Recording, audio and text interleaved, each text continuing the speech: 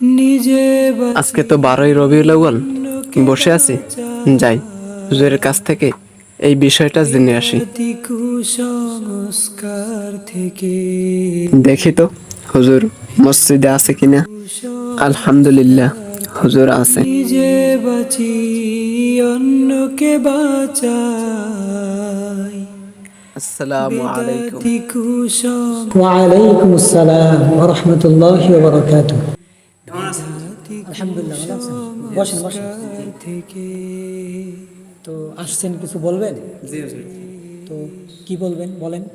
আজকে তো 12ই রবিউল আউয়াল, আমাদের প্রিয় নবী হযরত মুহাম্মদ সাল্লাল্লাহু আলাইহি ওয়াসাল্লামের জন্মদিন। এই দিনে তো দেখতে আছি দেশের বিভিন্ন স্থানে লোকজন ঢাক ঢোল বাজাচ্ছে, মিষ্টি খাচ্ছে, শিং খাচ্ছে। এইগুলা শরীয়তের দৃষ্টিতে কতটুকু জায়েজ বা না জায়েজ সেটা জানার জন্য আসছে। জি জি, আপনি যে বিষয়ে জানতে আসছেন নবী করিম সাল্লাল্লাহু আলাইহি ওয়াসাল্লাম জন্মদিন সম্পর্কে। নবী করিম সাল্লাল্লাহু আলাইহি ওয়াসাল্লাম কখনো জন্মদিন পালন করেননি, তা আমরা কেন পালন করব? আর তাছাড়া নবী করিম সাল্লাল্লাহু আলাইহি ওয়াসাল্লাম যে এই দিনে জন্মগ্রহণ করছেন, এটা নিয়ে অনেক দ্বিমত রয়েছে। এই দিনে যে নবী করিম সাল্লাল্লাহু আলাইহি ওয়াসাল্লাম মৃত্যুবরণ করেছেন, এটা নিয়ে কোনো দ্বিমত নেই। তো যেই দিনে আশা ধরলাম যে 12 তারিখ নবী করিম সাল্লাল্লাহু আলাইহি ওয়াসাল্লাম জন্মদিন করছেন, আবার 12 তারিখ যে মৃত্যুবরণ করছেন, এটা নিয়ে তো কোনো দ্বিমত নেই। তার মানে দুইটা জিনিস এক জায়গায় চলে আসছে। তো এইখানে আমরা কেন জন্মদিনটাই পালন করব? এটা তো আমাদের জন্য এটা হচ্ছে বিবেকহীন কাজ।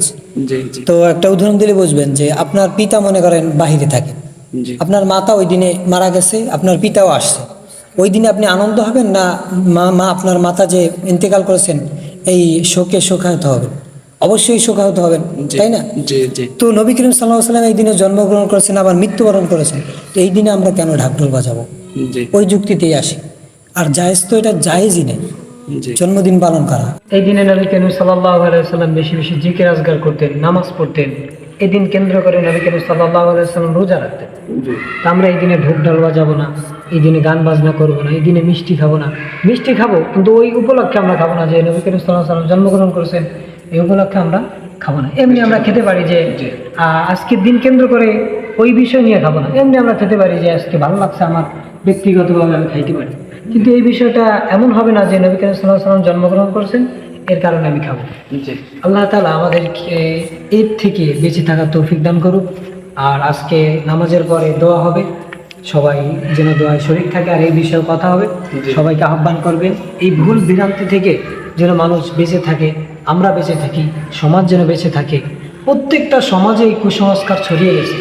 আমাদের কাজ হচ্ছে প্রত্যেকটা সমাজে গিয়ে মানুষদেরকে দাওয়াত দেওয়া, মানুষদেরকে বলা যে দেখেন এই কুসংস্কার থেকে আমরা ফিরে আসি, যেটা নবী করিম সাল্লাল্লাহু আলাইহি ওয়াসাল্লাম করেননি, আমরা কেন করি?